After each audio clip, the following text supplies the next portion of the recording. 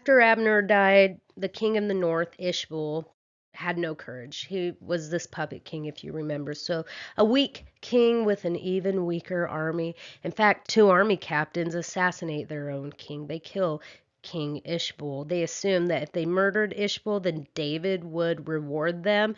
In verse 8, here's the head of Ishbaal, son of Saul, your enemy who tried to kill you. Now, this is a very similar story of the Amalekite man who killed Saul and brought the crown to David, believing that David would be happy that he killed Saul. But as we read, David didn't reward him. Instead, David called for the man to be executed.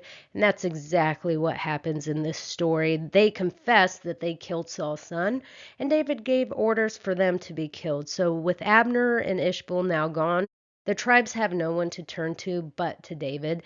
But they acknowledge that even when Saul was king, it was David who ruled politically and spiritually. David was the one who was successful militarily, and it was because of his faith in God. David, we choose you because God chose you, and David is anointed king. So David and the rest of the tribes make a covenant. They agree to the duties and responsibilities regarding the role of kingship that laid out in Deuteronomy 17. They're to be an instrument of the Lord's rule and recognize the Lord as the King of Kings.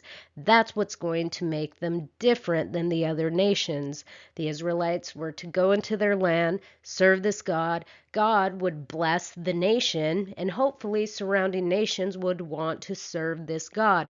Yahweh. I'm going to take a pause because you might find this unbelievable, but the United States was formed as a republic that recognizes God as its unseen ruler. Our Constitution was designed to maintain a Christian order. 52 of the 55 signers of our Constitution were professing Christians.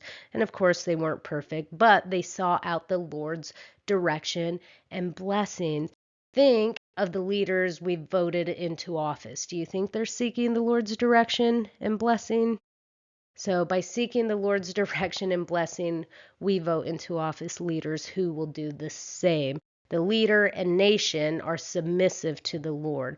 That's God's design, but we can see here in America, we're banning God from the public sphere, and it's no wonder why we see chaos quickly increasing. Anyway, going back to this story, we now have a unified Israel under King David, a man chosen by his character, a man after God's own heart, a king submissive to the King of Kings, God's perfect design for a nation.